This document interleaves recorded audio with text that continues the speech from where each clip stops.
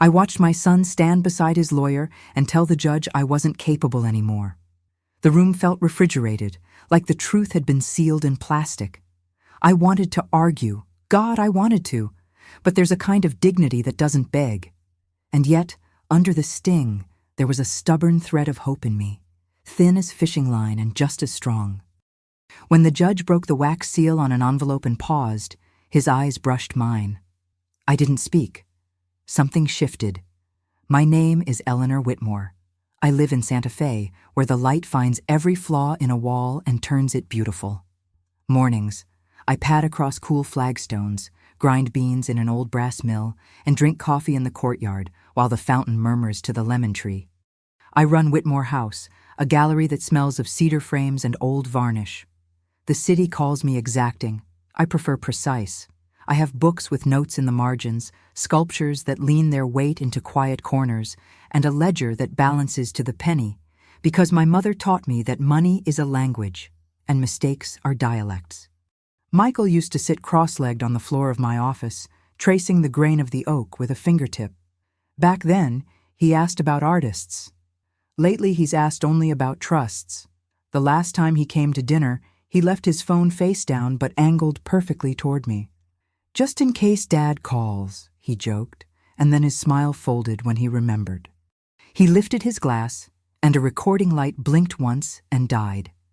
There's a way paper sounds when it's dangerous, thicker, almost whispering to itself. The petitions Michael's lawyer served at my gate had that sound. Protective guardianship, they called it. An elegant phrase for a small theft that grows teeth. "She forgets," Michael said to the evaluator, voice soft as a shawl. He talked about a mislaid ring, a bill paid twice, a name caught in my throat. He didn't mention that grief has a side effect. Rooms open and close like tides. He didn't mention that I've never missed payroll in 30 years. Word crawled through Canyon Road faster than the monsoon. A collector canceled a preview. A friend from the museum regretted she couldn't make lunch. I ran my fingers over the roughness of Adobe and tried to sand down the humiliation with work. I hung a new series, Desert Bones, all shadow and glare, and stood back, daring them to make me feel small. They didn't. But the silence after the doors locked did. At home, I opened the safe. Papers breathed out. Deeds, appraisals, shares that could buy and sell the gossip of a town 10 times over.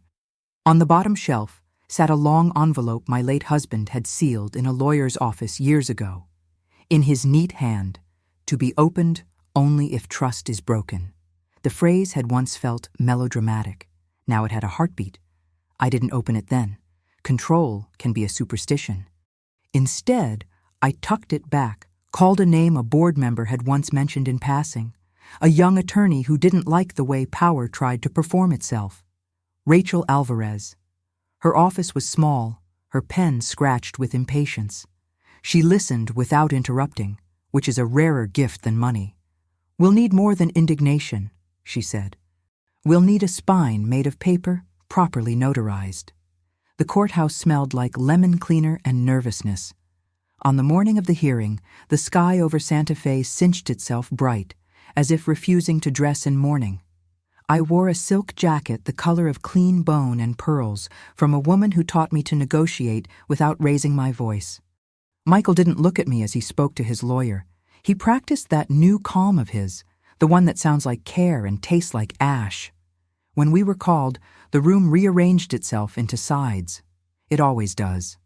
The bailiff mispronounced my last name. I corrected him gently and watched his ears redden. The judge glanced through his docket like a man flipping photographs, impatient to find the one worth keeping. Michael's lawyer spoke first, phrases polished by repetition, a litany of concern. Diminished capacity, financial exposure, the danger of undue influence. I counted the breaths between each accusation and found they were all the same length. When it was time, Rachel rose. She moved like a question with its back straight. "Your Honor," she said, "before we respond point by point, there is a document the court must consider." She placed the envelope on the table with a soft thud that felt louder than any gavel. Even across the room, I recognized the handwriting. The past had leaned forward. The judge lifted the seal with the carefulness of a man who knows that paper can explode without making a sound. He read the first line and stopped, not because he couldn't go on, but because the floor of the room had shifted by a degree only he could feel. His eyes met mine. It wasn't sympathy.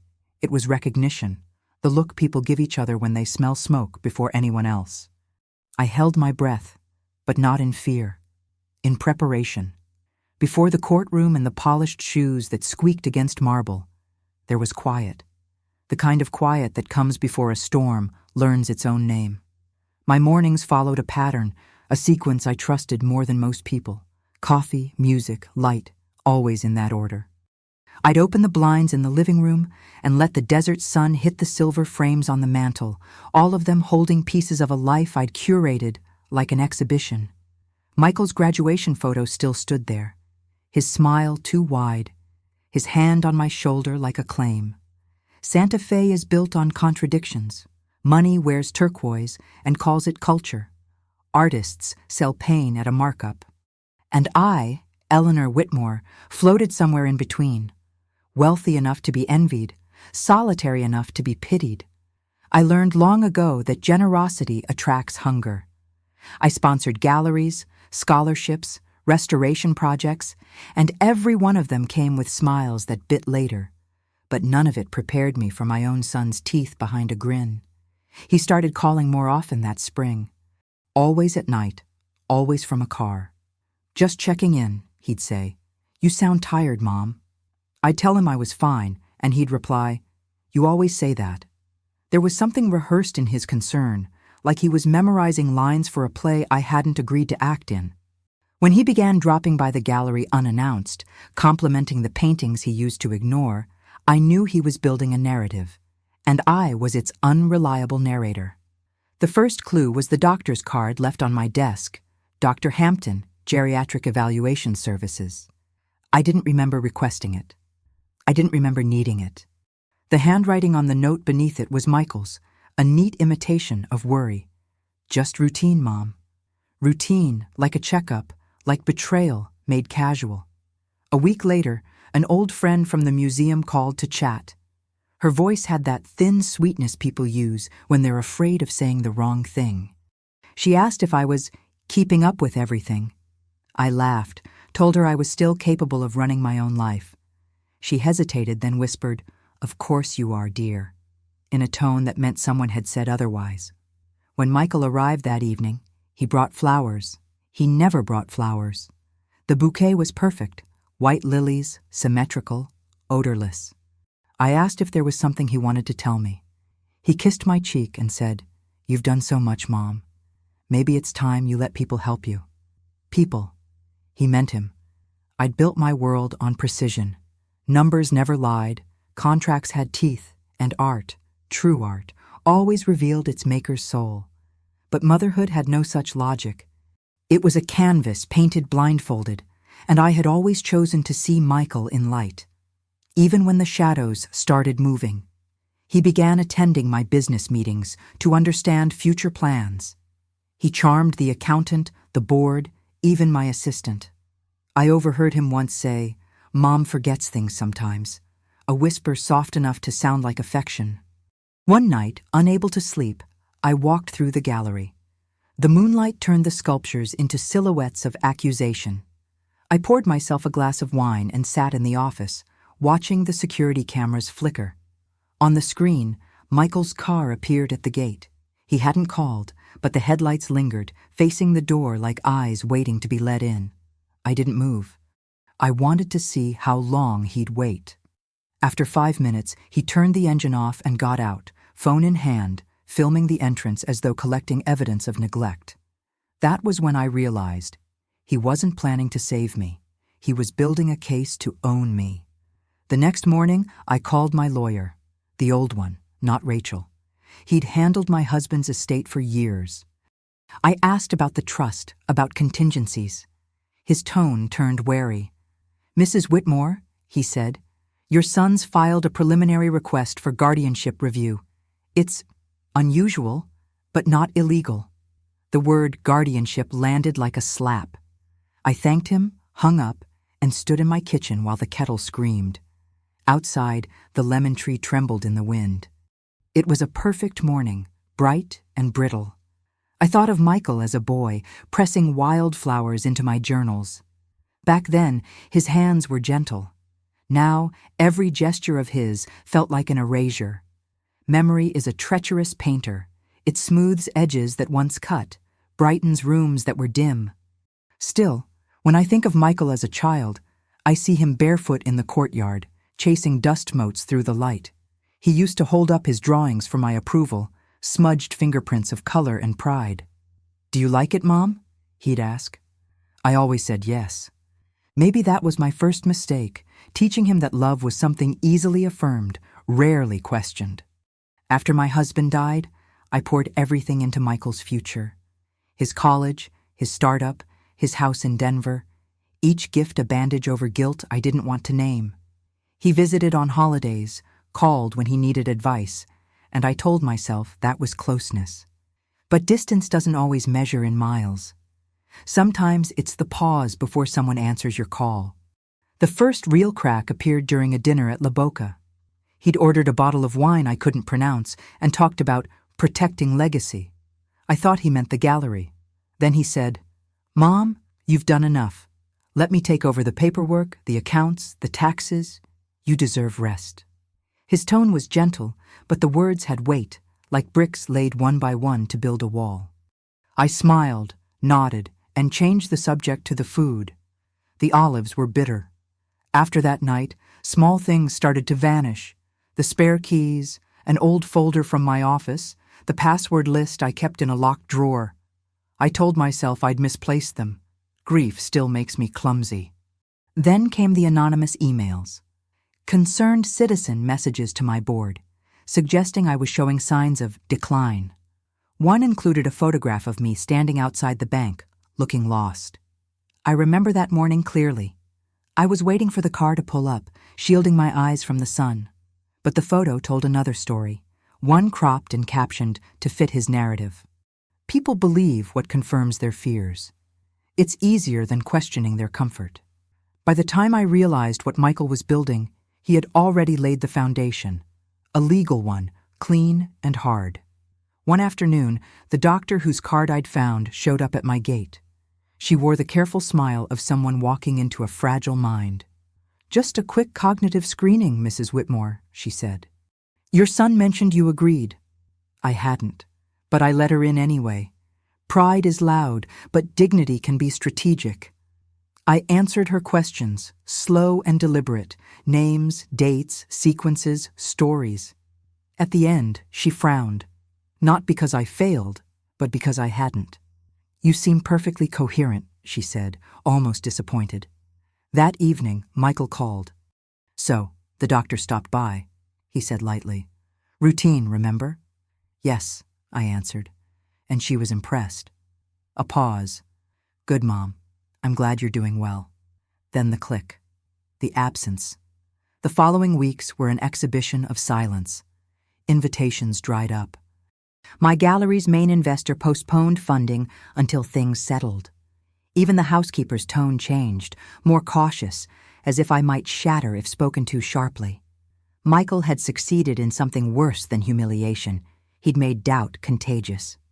And then came the letter. It was tucked inside an old novel my husband used to read, Hemingway, For Whom the Bell Tolls. The paper was thin and yellowed, folded so many times it felt like silk. His handwriting stared back at me, tidy and severe. "Eleanor, if this ever reaches you, it means trust has turned against blood. You must protect yourself with the truth you refused to see while I was alive." Inside the envelope was another, sealed in red wax. No signature, no date, only the same line written across the front, to be opened only if trust is broken. I sat for hours with that envelope on my lap, tracing the edges. The house was quiet, except for the tick of the old clock in the hall. I didn't know whether to fear what was inside or to fear living without it. But I knew one thing. My husband was a man of ruthless precision. If he'd left words, they would be knives. I didn't open it, not yet. I wanted Michael to see me calm, composed, untouched. He'd taken so much already, I wouldn't let him take my poise, but as I placed the letter in the safe and turned the lock, something in me hardened. The next day, I called a woman whose name I remembered from a charity gala, Rachel Alvarez. She'd once told a donor to his face that truth doesn't need manners. I admired that. When she answered, her voice was brisk, all focus. "Mrs. Whitmore, I've heard a bit about your situation." "Then you've heard the wrong version," I said. She laughed softly. "Then let's write the right one." Rachel's office smelled like ink and defiance, the kind of place built by someone who'd never learned how to bow. Stacks of legal briefs leaned like small cities against the wall, and her desk was crowded with yellow pads covered in loops of restless handwriting. She didn't offer small talk. She offered precision. "Start wherever it hurts most," she said. I told her everything. Not the polite version for neighbors, but the real one. How my son had started speaking to me as if I were a child. How the city had begun whispering about my mind like it was public property. She listened without blinking. "He's laying groundwork," she said finally. "A guardianship claim is a performance. It needs an audience. You've already given him one." I felt a flash of anger. "You think I invited this?" "I think you've been too careful," she replied. "People mistake grace for weakness. Let's correct that." We spent hours unspooling the paper trail, emails, bank records, property files. Rachel was surgical, cutting through the noise. She found signatures that didn't match, dates that whispered manipulation.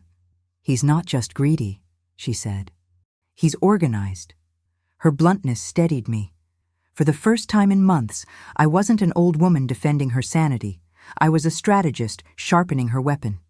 When I returned home that night, Santa Fe's streets shimmered with heat ghosts. The house greeted me with its usual hush, but something in the silence had changed. My reflection in the hallway mirror looked like someone mid-transformation, grief still clinging to the edges, resolve forming underneath. I poured a drink and opened my journal. The pen felt heavy, like it knew what was coming.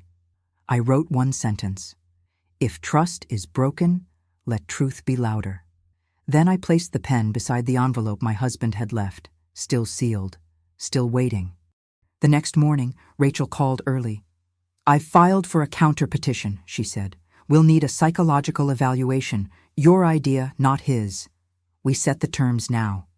Her confidence was oxygen. "When do we start?" I asked. "Tomorrow. I'll meet you there." The evaluation was clinical but fair. The psychiatrist was an older woman with sharp eyes softened by empathy. She asked about memory, emotion, daily routines. I answered every question calmly, even the one that hurt. "Do you trust your son?" "I did," I said. "Once." Rachel later told me the report described me as lucid, composed, self-aware. That single paragraph would become my anchor in court. Still, the thought of facing Michael made my stomach twist. He called that evening, as if summoned by my dread. "Mom, can we just talk?" "I think we'll do plenty of that in court," I said. A pause. "You don't have to make this ugly." "You already did." The line went dead, but I could almost hear his breathing on the other end, a mixture of fear and calculation. Over the next week, Rachel built the case piece by piece. She unearthed a series of quiet transfers, funds moved between shell accounts in Denver, tied to a trust my husband had once established for Michael's education. It wasn't the amount that mattered, it was the intent. Fraud disguised as filial concern. We met in the evenings, going over strategy. "We'll submit your husband's sealed letter at the right moment," she said. "Not before." "What if it's nothing?" I asked. Rachel smiled. "Then we make it mean something." That night, I dreamt of my husband for the first time in years. He stood by the courtyard fountain, sleeves rolled up, water spilling between his fingers. "Don't let him rewrite your story," he said. When I woke, the room smelled faintly of his cologne, cedar and rain. The day before the hearing, I walked through the gallery one last time before closing it for good. I touched the frames, the polished glass, the texture of every painting. Each one was a promise I'd made to the world: beauty, order, control. things Michael would never understand. When Rachel arrived to pick me up, she looked at me like someone about to go to war with the truth on her side. "You ready?" she asked. I locked the door behind me. "I've been ready since the first lie." The courthouse steps gleamed under the midday sun. Cameras clicked in the distance, curiosity disguised as journalism. Inside, the air was cold, recycled. Michael waited by the elevator, his expression a mask of sorrow painted over satisfaction. He reached out to touch my arm. "Mom, please." I stepped back. "Don't call me that here." Rachel brushed past him, her briefcase snapping shut like a verdict. "Let's get this over with," she said. And for the first time in months, I felt something close to peace. Not because I trusted justice, but because I finally trusted myself again. The morning of the hearing began with the kind of light that hides nothing. The desert sky stretched wide and merciless, a mirror for every fear I hadn't named. Rachel arrived at dawn, wearing a navy suit that looked more like armor than fabric. "No surprises," she said as we drove, though her tone betrayed the lie. Courtrooms live on surprises. They're temples of performance, and we were about to play ours. When we entered, Michael was already seated with his lawyer, a man with the slick assurance of someone who'd mistaken cruelty for intelligence. Michael turned just enough to catch my eye. His expression was practiced sympathy, the sort people learn when they've rehearsed betrayal so long it becomes sincerity. I felt my pulse steady. The judge, an older man with a reputation for patience that often passed for weariness, called us to order. "Mr. Whitmore, your petition claims that your mother's declining mental state endangers both her and her estate," he read. His voice was level, professional. "You may proceed." Michael rose smoothly, hands clasped as if in prayer. "Your Honor," he began, "this isn't easy for me. My mother has always been strong-willed, but lately she's shown confusion. She forgets names, signs the wrong checks. She's fallen victim to manipulative people in her circle. I love her. I'm just trying to keep her safe." Safe. The words soured in my throat. Rachel didn't interrupt. She watched, still as a knife on a table. When he finished, she leaned forward and whispered, "He's overreaching." Good. Then it was our turn. Rachel stood, collected, her presence quietly electric. "Your Honor, Mrs. Whitmore is not the confused woman her son portrays. She is lucid, financially competent, and, as the evidence will show, the victim of calculated deceit." She handed up a folder. "We've included documentation of unauthorized transactions and falsified signatures, all traced to Mr. Whitmore." A murmur rippled through the gallery. Michael's lawyer objected, of course, claiming fabrication. The judge silenced him with a glance. Rachel continued, "We will also present a sealed document from Mrs. Whitmore's late husband, relevant to the integrity of both parties." Michael's head snapped toward her. "That document isn't admissible." "It will be," Rachel said, "once we demonstrate its authenticity." The judge motioned for us to continue. What followed was less trial than theater. Every accusation Michael had crafted was laid bare and undone. Emails, bank transfers, even a voice recording of him instructing his associate to make her look unstable. Rachel played it once. The silence afterward was profound, the kind that changes the air. But the moment that haunted me most came when the judge addressed me directly. "Mrs. Whitmore," he said gently, "do you believe your son intended to harm you?" The truth was sharp but simple. "I believe he intended to own me," I said. A quiet gasp escaped someone in the gallery. Michael's face hardened. The judge nodded slowly, as though filing that answer somewhere deep in his conscience. "We'll recess before considering the sealed document," he said. "Court resumes in 20 minutes." During the break, I stepped into the hallway.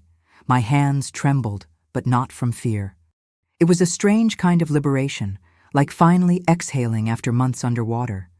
Rachel joined me, handing over a small bottle of water. "He's unraveling," she said. "You can see it." "He's still my son," I murmured. "Yes," she replied, "and that's why it hurts more when you win." When court resumed, the light in the windows had shifted, cutting through dust like threads of gold. Michael avoided my gaze now. His lawyer whispered furiously into his ear, but his posture sagged with something heavier than defeat: exposure. The judge returned to the bench, hands clasped. "Before we proceed," he said, "I'll review the sealed documents submitted by the respondent." Rachel stepped forward and handed him the envelope, my husband's handwriting still crisp, the wax seal still intact. Watching him lift the flap felt like watching history inhale. The paper unfolded with a sound that sliced through the room. He read the first line and stopped. I didn't know what it said yet, but I saw his face change. The faint tightening of his jaw, the shift of his eyes toward Michael. A silence swelled so deep it seemed to press against the walls. Then the judge looked at me, and in that single glance I understood. Whatever my husband had written wasn't about grief or trust. It was about truth, and it had teeth. He cleared his throat, voice low. "We'll take this under review," he said. "Court adjourned until tomorrow morning." The gavel fell. Michael's lawyer looked pale. Rachel leaned close and whispered, "Whatever's in there just rewrote everything." As we stepped outside into the blinding sun, I finally breathed. The air tasted of dust, metal, and something new: possibility. That night, I couldn't sleep. The desert outside hummed under a heavy sky, cicadas singing like they were trying to keep a secret. The letter, the one the judge had read, wouldn't leave my mind. He had only read the first line aloud before stopping, but that single breath of silence had filled the room like thunder. I kept replaying the moment, the way his eyes had flicked to Michael and then to me, the tremor in his voice when he said, "We'll reconvene tomorrow." Rachel had dropped me off at home just after sunset. "Don't overthink it," she said, but even she didn't sound convinced. Before leaving, she squeezed my hand. "Whatever's in that letter, it's not small." It shook him. I walked through the gallery, turning off lights one by one. Shadows stretched across the walls, familiar yet foreign, like ghosts rehearsing movements they'd long forgotten. I stopped by a painting of the desert at dusk, orange bleeding into violet, a single road leading nowhere. My husband had bought it on our anniversary. He said it reminded him of me, a horizon that never ends. I'd laughed then. Tonight it felt like an epitaph. In my study, the safe sat open. I hadn't touched it since Rachel had taken the envelope. But now it looked hollow, like something sacred had been removed. I ran my fingers over the cold metal. "What did you write?" I whispered to the absence. Sleep came late, restless. My dreams were fractured. My husband's voice, Michael's laughter as a boy, the judge's eyes. And then the sound, paper unfolding again, but this time louder, closer, like the truth demanding to be heard. When I woke, the sky was bruised purple. I made coffee and stood by the window as the first light crept over the courtyard. Rachel called at 7 sharp. "We're on in an hour," she said. "You ready?" "I've been ready for years," I replied. The courthouse buzzed like a beehive when we arrived. Cameras lined the steps now, reporters murmuring names into microphones. The story had grown legs overnight. Rachel kept her chin high, her heels clicking like punctuation marks. Michael stood at the entrance, his lawyer beside him, pale and sweating. He didn't greet me this time. He just stared. Inside, the judge entered with a new kind of gravity, as though he carried something fragile and volatile in his hands. The envelope, now open, lay on the bench. He cleared his throat. "Before we continue, the court has reviewed the contents of the document submitted by Mrs. Whitmore's counsel. What it contains changes the context of this case." Every eye turned toward him. Rachel's hand tightened around mine. He began to read. "To the presiding authority, if this letter is opened, it means the bond between my wife and our son has been compromised. Enclosed are records, transactions, and correspondences, proving that my son, Michael Whitmore, knowingly participated in financial misconduct under my company's name. He diverted funds into personal accounts and falsified documents after my illness. My wife was unaware of his actions, but should she ever face betrayal, this will protect her from his greed." The judge paused, then continued quietly. "I leave this as a safeguard, not of money, but of truth. My wife's sanity is the one inheritance I demand the world respect. A gasp rippled through the courtroom. Michael's face drained of color. His lawyer tried to object, but the judge raised a hand. "Sit down, Mr. Ellis. I have corroborating evidence. The financial ledgers mentioned in this letter were retrieved from the late Mr. Whitmore's estate files this morning. They match the transactions under your client's name." Rachel exhaled, a slow release of months of tension. I didn't move. My heartbeat filled my ears like a drum underwater. The judge turned to Michael. "Do you wish to respond?" Michael stood, lips parting but no words forming. His hands trembled on the table. That's not possible. He must have forged." "Your father's letter is dated and notarized," the judge interrupted, "and the records confirm his claims." The silence that followed wasn't quiet. It was annihilating. I looked at my son, the boy who once pressed wildflowers into my journals, who used to whisper goodnight through the crack in my door. Now he stared at me, like I was the one who'd betrayed him. For the first time, I didn't feel anger. I felt grief, pure, endless grief for the love that had rotted into ambition. Rachel touched my shoulder lightly. "It's over," she whispered. The judge's final words came clear and steady. "The petition for guardianship is denied. All assets and authority remain with Mrs. Whitmore. This court finds evidence of financial fraud by Mr. Whitmore, which will be referred to the proper jurisdiction." Michael's lawyer packed his papers in silence. My son didn't move. When I stood, our eyes met one last time. His were red, lost, small. I almost reached for him. Almost. But mercy, I realized, can be another form of weakness. Outside, the reporters surged forward, shouting questions. Rachel shielded me with her arm. The sun had climbed high, bright and cruel. For the first time in months, I felt its warmth without flinching. The desert was mercilessly bright that afternoon. A sky stretched taut like truth, refusing to break. We drove in silence, the courthouse fading behind us, Rachel's car humming over the asphalt. She didn't speak until we reached my gate. "You should rest," she said softly. "Victory burns more energy than defeat." I smiled, though the word victory tasted foreign. It didn't feel like winning. It felt like surviving an autopsy of love. When she left, I stood in the courtyard, letting the sunlight pour over me. For the first time in months, the air didn't feel like accusation. The fountain gurgled softly, the lemon tree shook loose a few blossoms, and the world dared to continue. But inside, I was hollowed. The kind of empty that comes after the storm passes and you realize the quiet is permanent. I walked into my study and found the safe still open from the day before. The empty slot where the envelope had rested stared back like a wound. I sat in the chair and traced my fingers over the dust left behind, trying to imagine the weight of the paper, the careful way my husband must have folded it, the hand that sealed it, knowing one day it would burn through our son's lies. There was pride there, yes, but also sorrow. My husband had foreseen this, had known Michael's weakness would one day bloom into greed. And instead of saving him, he'd left the truth as punishment, a final lesson disguised as protection. The doorbell rang. I startled, heart jumping. Through the window, I saw Michael standing at the gate, no lawyer, no arrogance, just a figure stripped of its armor. Rachel had told me to expect an appeal, some desperate move, but his expression wasn't legal. It was human. I opened the door but not the gate. "You shouldn't be here." He swallowed hard. "I know, I needed to see you." "Why?" "I thought I could fix it," he said. "Before Dad's letter, before everything. I thought if I made you look weak, I could control what was left. I told myself it was about protecting the family name. And now? Now I don't even know who I was trying to protect." His voice cracked.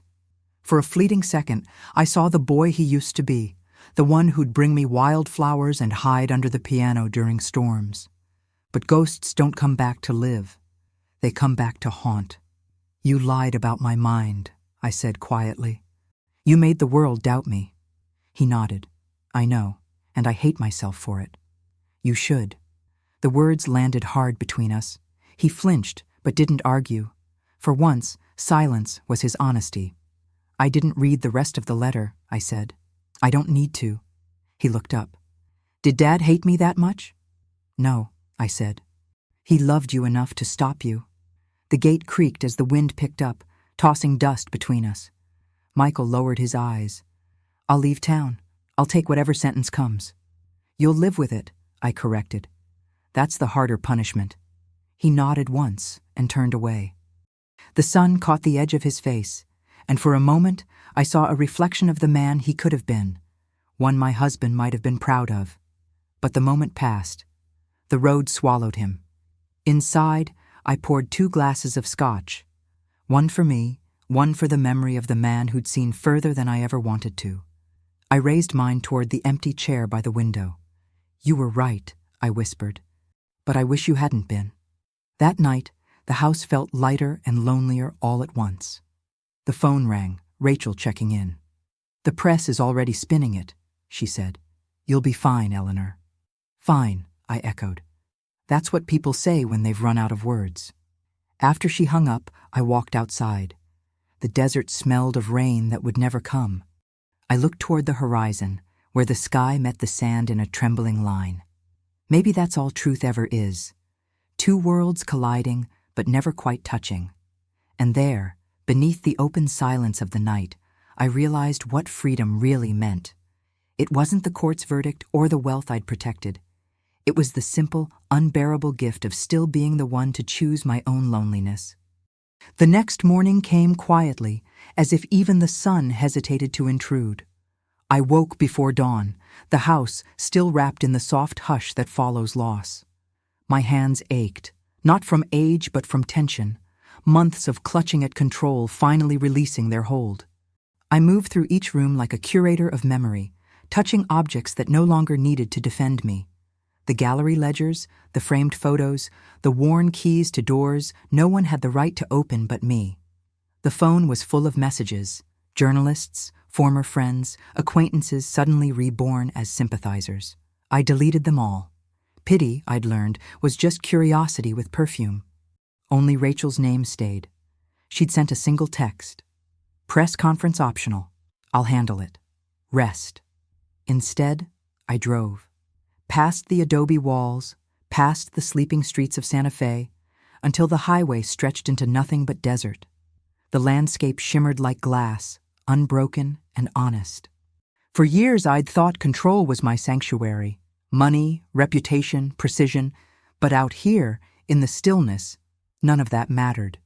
The wind didn't care who I was or what my son had done. It only knew movement. I stopped at a lookout point, the same place my husband and I had once pulled over during a road trip before Michael was born. The horizon then had felt infinite. Today, it felt exact.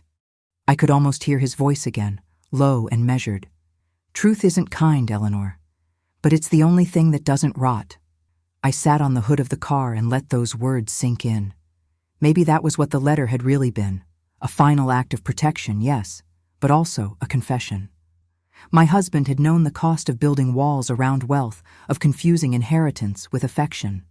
He'd left me the truth because he knew it would set me free, even if it broke everything else. By the time I drove back, the sun was fully risen. The house glowed pale gold, quiet but alive. Inside, I brewed coffee and turned on the old radio in the kitchen. The news anchor's voice drifted in, clipped and professional. Local art dealer exonerated after family dispute reveals fraud. Sources confirm her son, Michael Whitmore, faces charges of embezzlement. I turned it off halfway through. The world would tell its version. I had my own. Rachel arrived mid-morning, holding a folder and 2 paper cups of coffee. I thought you'd want to know, she said. Michael took a plea deal, no trial. I nodded. Good. You don't sound relieved. I am. Just not in the way you think. We sat outside in the courtyard. She was younger than I'd ever been when I'd first learned the cost of power, but her eyes already carried that quiet fatigue of someone who understood too much about people. You know, she said, most of my clients don't get this ending. They lose everything before they realize what's worth keeping. And me? I asked. You kept your name, she said. That's rarer than money. She stayed for a while, talking about nothing, her cat, the heat, a case she'd once lost. When she finally left, she hugged me, and I realized how long it had been since anyone had touched me without expectation. Alone again, I wandered through the gallery. The new exhibition had been postponed indefinitely, but I decided to open the doors anyway. I placed a single sculpture in the center, a small bronze of a woman holding a cracked heart, the fissure filled with gold. The Japanese call it kintsugi, repairing with grace instead of shame. As I stood there, a few curious passers-by peered in, drawn by the open door and the strange beauty of imperfection. I let them enter, let them see what survived. When the sun began to dip, I closed the gallery, locked the door, and whispered a quiet thanks to the still air around me, for the silence that no longer frightened me, for the truth that finally had space to breathe. Because in the end, the trial hadn't been about sanity or wealth. It had been about ownership, of self, of truth, of the courage to live after love collapses. And for the first time in a long time, that felt like enough. That evening, the desert turned lavender, the kind of color that makes time feel slower, suspended between endings and beginnings. I sat by the fountain in the courtyard with a glass of wine, watching the light flicker through the lemon tree leaves.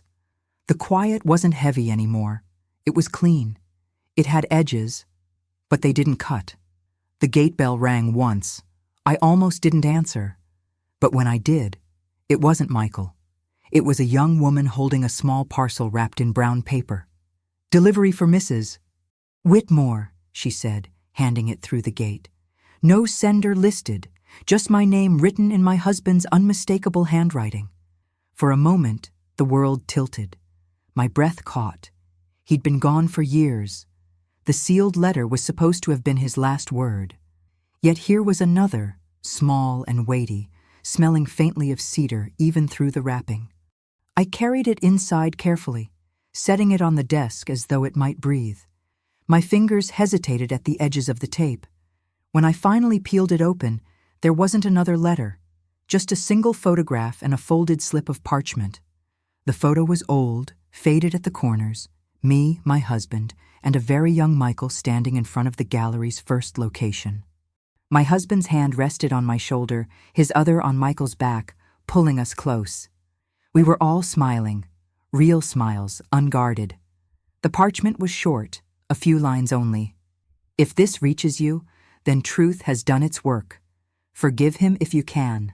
Hate him if you must. But don't let the lesson make you smaller than the love that came before it." I didn't cry immediately. The tears came slowly, unexpected, like rain returning to a place that had forgotten how to absorb it. I read it again, softer this time, tracing the shape of the words with my thumb. Maybe he hadn't just left protection behind. Maybe he'd left permission to let go. I carried the photograph to the mantel, placing it between two candles. The faces inside it seemed distant now, but not unreachable. We'd been a family once, imperfect, yes, but bound by something that still flickered beneath the ashes. Later that night, I walked outside again. The air was cooler, the stars scattered like loose diamonds. The road stretched away from the house, empty, endless. Somewhere beyond that horizon, my son existed, a man rebuilding a life from the ruins of his own choices. I wondered if he hated me, or if he finally understood. But then I realized it didn't matter. The court had taken the fight from my hands. Now the desert had taken the grief. What remained was only truth, steady and unadorned. I whispered into the night, unsure if I was speaking to my husband, my son, or to something larger. "I forgive you." The wind carried it away, thin and trembling, but it was enough. Inside, I picked up my pen again. My journal waited open, the page blank except for one unfinished line from weeks before. Beneath it, I wrote slowly, "Truth freed me, but forgiveness will keep me alive." I closed the book. The sound was soft, final, like a door shutting on the last echo of pain. The fountain murmured outside. Somewhere in the distance, thunder rolled, a promise of rain. I tilted my head back and smiled. The storm could come. I was no longer afraid to stand in it. The rain arrived just before dawn. Not the hesitant drizzle Santa Fe sometimes offers, but real rain, the kind that hammers rooftops until everything smells of earth and forgiveness. I left the windows open. The sound filled the house like music from another time, steady and cleansing. I brewed coffee and sat by the window, watching rivulets snake down the glass. Outside, the lemon tree bent under the weight of the storm, blossoms falling into the fountain like tiny white confessions. Each drop felt like punctuation, rewriting the silence that had followed me for months. Rachel called just after sunrise. "It's official," she said. "The charges are filed, the account's frozen. It's over." "It was over yesterday," I said quietly. She hesitated. "Do you want me to come by?" "No, go home, rest. We both earned that." When I hung up, I realized how rarely I'd allowed peace to feel this simple. For years, I'd built my life like an exhibit, carefully curated, perfectly balanced, untouchable. But maybe perfection had been the first lie. Maybe life was meant to be messy, unguarded, flawed in all the ways that make it human. I walked through the gallery barefoot, the cool tiles grounding me. The sculpture I'd placed in the center, the cracked heart gilded with gold, caught the early light. Drops of water had blown in through the doorway and clung to its surface, glistening like tears that didn't hurt. On impulse, I unlocked the front doors and stepped out into the rain. The street was empty, the city half asleep. I turned my face upward and let the water run over me, washing away the courtroom, the lies, the months of restraint. It was cold, shocking, real. For a long time, I simply stood there, laughing quietly at the absurdity of it all. The rich woman alone in the rain, the story everyone had twisted into something tragic when it had really been about rebirth. Somewhere, the headlines would call me eccentric, dramatic, unpredictable. They could have their words. I had my truth. When I went back inside, the phone was ringing again. I expected Rachel, but it wasn't her. "Mom?" The voice was hesitant, low. For a heartbeat, I thought I'd imagined it. "Michael?" "Yes." The line crackled. "I don't expect you to talk to me. I wanted to tell you I'm sorry. I don't know if that matters." "It matters," I said, surprising myself. "But it doesn't change what happened." "I know. He stopped, exhaled. "I don't even remember why I started it. I thought I was protecting something, but I was just afraid of being ordinary." His honesty hit harder than his lies ever had. "You were never ordinary," I said softly. "You just forgot that love doesn't need proof." Silence stretched between us, the kind that could either heal or break again. "I'll make it right someday," he whispered. "You'll have to live a long time for that," I said. "I plan to." When the call ended, I stood for a moment with the receiver still in my hand. Then I set it down gently, almost tenderly, as if it were something fragile. Maybe it was. The rain began to ease. The desert light returned, diffused and golden, slipping through the clouds in slow forgiveness. I moved through the house, closing windows, humming a tune I hadn't sung in years. The air smelled of renewal. In the study, I paused by the photograph on the mantel, the one of the three of us, the gallery's grand opening, the smiles that now belonged to another life. I didn't cry. Instead, I whispered, "Thank you," not to the photo, but to the space it occupied, to the time that had taught me how to survive loving someone who betrayed me. Outside, the road glistened. The world, freshly washed, looked almost kind. And for the first time, I didn't feel watched or judged or broken. I simply felt alive. Wholly, quietly, beautifully alive. A week passed. The gallery reopened, but I didn't advertise it. The sign out front was small, discreet. Whitmore House, private viewings by appointment. I didn't want crowds, interviews, or photographers hungry for redemption stories. I wanted stillness and art and the faint smell of turpentine and varnish that had always felt more honest than applause. On the first morning, a single visitor arrived. A young artist, maybe 25, carrying a sketchbook with the nervousness of someone who still believes art can save them. She introduced herself as Alma. "I read about you," she said, eyes wide, uncertain. "I thought you'd closed." "I almost did," I replied. But I realized that closing the doors would let him win twice. She looked around, awe softening her voice. "It's beautiful.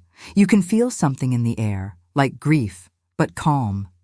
"Grief can be quiet," I said. "It doesn't always scream." She nodded and wandered among the canvases. When she stopped at the sculpture, the cracked heart gilded with gold, she smiled. "Did you make this?" "No," I said, "but I understand it now." She traced her finger through the air above it, not daring to touch. "It's like pain learning manners." Her words startled me. I almost laughed. "Yes," I whispered.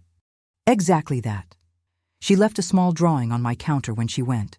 A quick sketch of the sculpture, signed only with an A. I tucked it into my ledger. Maybe I'd keep it there as a reminder that even strangers can carry our stories when we're too tired to speak them aloud. That evening, I sat in the gallery alone, the last of the lights sliding through the high windows, spilling amber across the floor. I thought of Michael, probably out on bail, perhaps trying to understand the shape of his own ruin. I didn't wish him pain, just awareness. That was punishment enough. I poured a glass of wine and opened my journal again. This time, the words came easily. I thought the courtroom was the end, but it was only the truth's debut. What comes after truth is the harder work, learning to live without the armor of anger. The phone buzzed. A message from Rachel. "Dinner next week?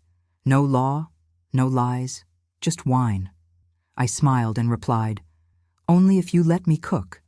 Afterward, I walked through the courtyard. The lemon tree had new blossoms already, smaller, delicate, persistent. The air smelled faintly of wet earth from last night's rain. As I stood there, I thought of all the women I'd known who had been silenced by wealth, by men, by family, by the shame of speaking their pain too clearly.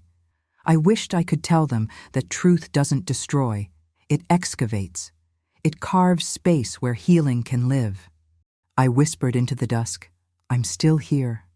The words startled me with their simplicity. No grandeur, no bitterness, just existence. The stars began to appear one by one, slow and deliberate. Somewhere beyond that quiet horizon, my son was facing the kind of mirror life eventually holds up to everyone, the one that reflects not our faces, but our choices. I didn't know if we would ever speak again, but I knew this. Love could be rewritten. Maybe not the same story, but a new one, honest and stripped of illusion. I closed the gallery doors and turned off the lights. In the dark, I could still hear the soft hum of the fountain, the quiet promise of ordinary peace. For the first time in a long time, I didn't feel like someone's mother, widow, or victim. I just felt like a woman who had finally stepped out of the frame and learned to live beyond it. Days folded into each other, gentle and indistinct, like pages of a book that no longer needed to be read aloud. My life became smaller, yes, but it also became sharper. I started to see details I had long ignored, the faint cracks in the adobe wall that caught morning light, the low hum of the refrigerator at night, the rhythm of my own breathing when the house was completely still. Peace, I learned, wasn't silence. It was the absence of accusation. Each morning, I brewed my coffee and sat by the window overlooking the courtyard.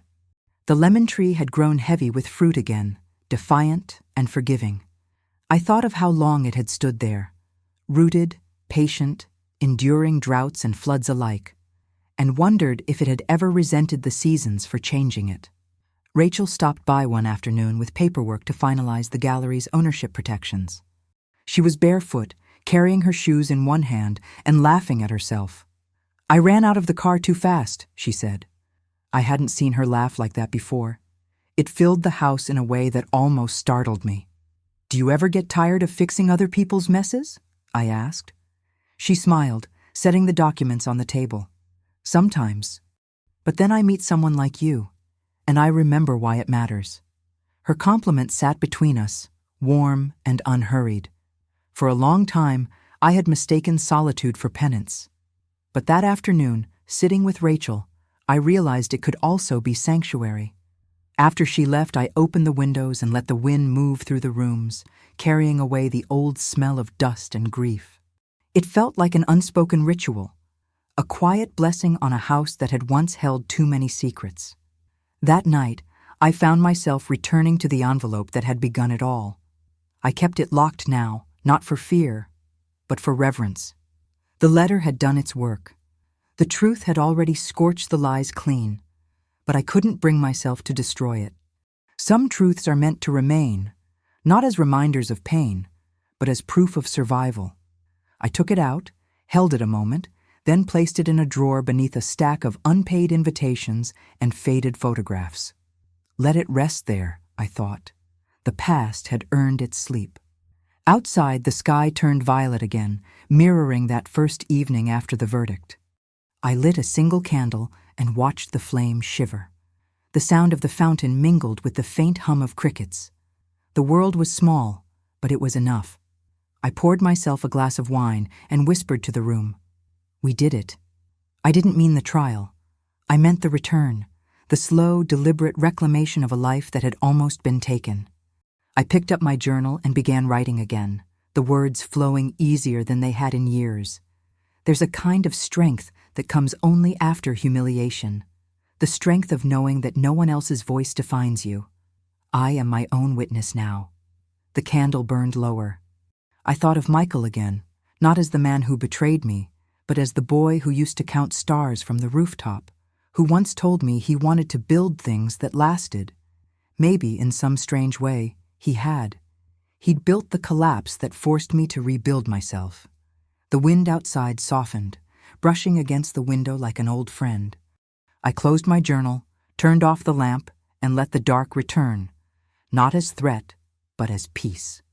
Tomorrow, the gallery would open again. I'd greet strangers with calm eyes and a steady smile, and if they asked how I was doing, I would tell them the truth, unadorned. I'm still standing, and that's everything. The next few weeks arrived like soft tides. No longer storms, no longer battles, just the rhythm of a life finally allowed to breathe. The gallery began to fill again, slowly, with faces I didn't expect. Not collectors or critics, but neighbors, wanderers, young artists like Alma who wanted to see rather than own. They came for the art, yes, but also for something else, something they couldn't name but felt in the air, in the echo of redemption that had settled into the walls. One afternoon, a little girl wandered in with her grandmother. She couldn't have been more than 7, her hair in messy braids, her dress stained with watercolor. She stood in front of the gilded heart sculpture and whispered, "It's broken, but it's still pretty." Her grandmother smiled apologetically. "Sorry, she loves to talk to the art." I knelt down beside the child. "That's the best way to see it," I said. "Did you make it?" she asked. "No, but I lived it." She blinked up at me, not understanding the words, but somehow grasping their weight. Then she took my hand, small and warm, and said, "It's okay to break. It's how light gets in." Something inside me shifted. For months, I had fought so hard to preserve dignity, to defend reason, to keep myself unshattered. Yet here was this child reminding me that maybe wholeness had never been the goal at all. After they left, I sat in the center of the gallery and watched the afternoon light spill through the windows, scattering across the floor like spilled gold. I thought of all the things that had been taken from me, the trust, the peace, the illusion of permanence, and realized that every loss had carved space for something truer. That night, Rachel called again. "The foundation papers are finalized," she said. "You sure you want to donate everything?" "Yes," I said. "Money built the cage. It shouldn't build another." She paused. "You're leaving nothing for yourself?" "Just the house and this gallery. I don't need more." It wasn't sacrifice. It was clarity. I spent the next few days drafting the foundation's statement. Whitmore House Fund for Emerging Artists, created to protect creation from possession. The irony wasn't lost on me. My son had tried to own me through wealth. I would use that same wealth to free others from needing it. The newspapers called it atonement, but they missed the point entirely. It wasn't guilt. It was transformation. One evening, long after closing, I found myself standing in the courtyard again. The moon was high, the fountain murmuring softly. I thought about Michael, wondering if he'd heard. Maybe he'd read the news, maybe not. But I hoped, quietly, that somewhere deep inside he understood what I was trying to do, that I wasn't erasing him, only undoing the damage we'd built together. I lit a candle and placed it by the window, not as a signal, just as a gesture, a soft, wordless offering to the universe that had somehow carried me through fire and back to stillness. As I turned to go inside, I noticed a small envelope slipped under the front gate. My heart jolted. The handwriting wasn't my husband's this time. It was Michael's. I picked it up, hesitated, then opened it under the pale wash of moonlight. Inside, there was no apology, no plea, just one line. "You were right about love, Mom. It never dies. It only learns to live differently." My hands trembled. The candle flickered. I closed my eyes and exhaled. There, under that quiet desert sky, something finally loosened in me. A forgiveness so complete, it almost hurt. I placed the letter beside my husband's in the drawer, letting past and present share their silence. The air smelled faintly of lemon and rain. I whispered, "Let it rest." And this time, I meant it. The days that followed unfolded like gentle film reels, familiar yet softened by distance. Santa Fe's autumn arrived, all copper skies and the slow perfume of piñon smoke curling through the streets. The gallery doors stayed open most afternoons, the kind of open that invited not noise, but presence. I spent my hours arranging new pieces, mentoring the young artists who trickled in, watching their eyes light up when they spoke about color as if it were salvation. There was peace in repetition. Not the sterile peace of avoidance, but the living kind, the one that breathes, that lets you laugh mid-sentence without remembering the pain that came before. One evening, Rachel stopped by unannounced with a bottle of wine. "No legal talk," she said, lifting it like a truce. We sat by the courtyard fountain as the sun slipped behind the mountains.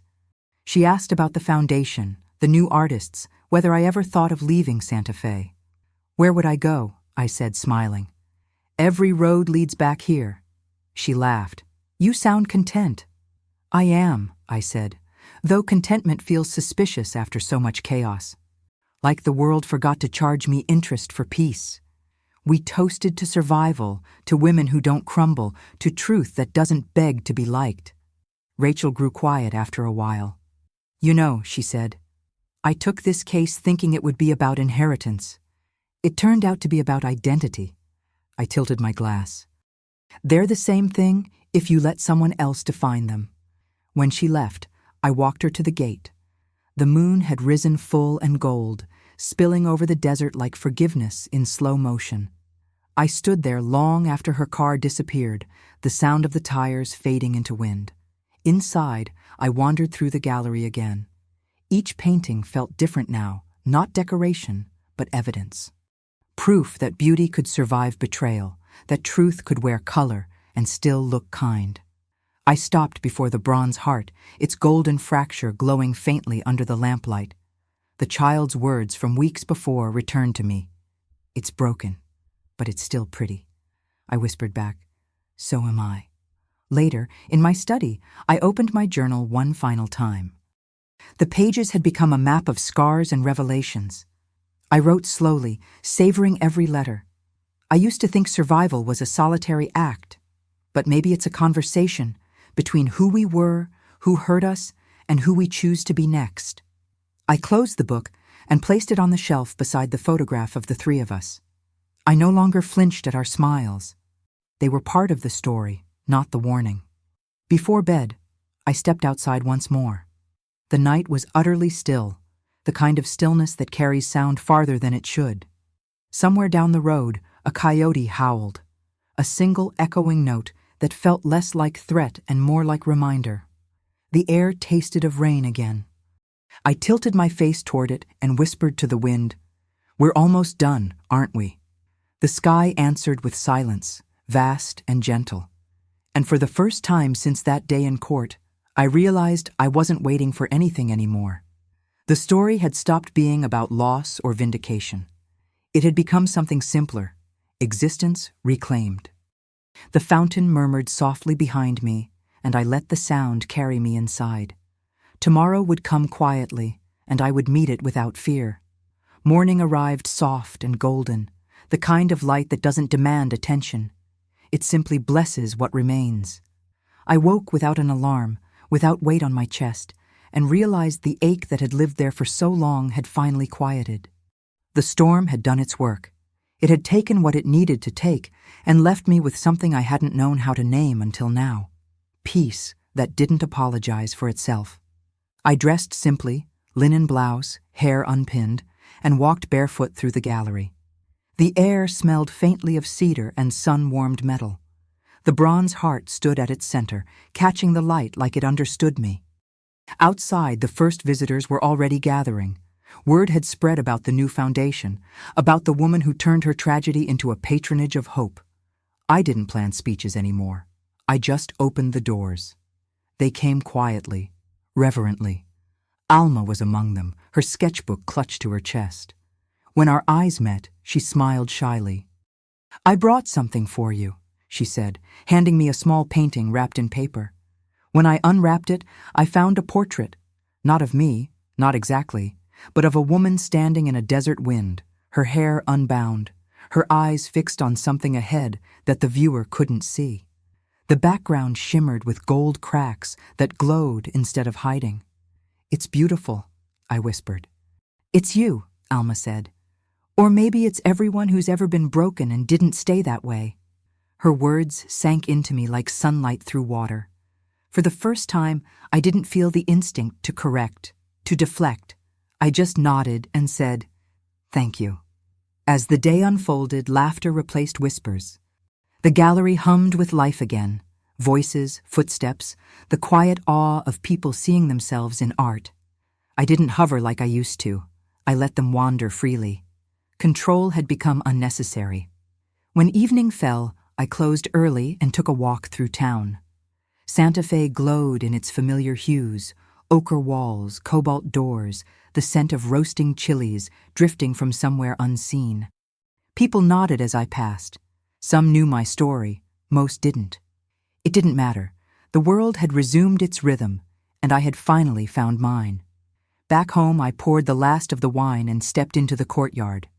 The fountain murmured its same gentle tune, the lemon tree heavy with fruit. The sky was wide open, a stretch of rose fading into indigo.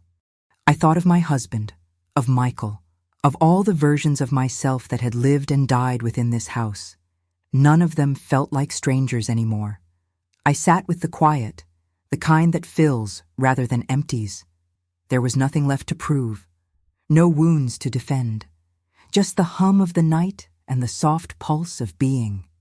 I opened my journal one final time, knowing there would be no more entries, just a conclusion written for no audience but my own. Truth broke me. Forgiveness rebuilt me. And love stayed, changed its shape, but stayed. I placed the pen down, closed the book, and smiled. Tomorrow the gallery would open again. Yes. People would come and go, drawn by art, by story, by something invisible but familiar.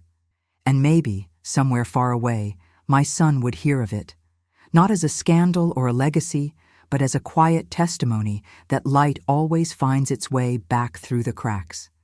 As the last of the sunset disappeared, I whispered to the dark, "I forgive you." And I forgive me too. The fountain answered with a single, perfect splash. Then, for the first time in a long time, I allowed myself to rest. By the time the last visitors left and the lights dimmed, the gallery exhaled softly, like a living thing finally allowed to rest. The night outside was velvet dark, the courtyard washed in silver from the moon. I stood by the door and listened, not for footsteps, not for echoes of the past, but for the sound of stillness finally belonging to me. Peace, I learned, isn't loud. It doesn't announce itself with applause or headlines. It arrives quietly, sits beside you, and asks nothing.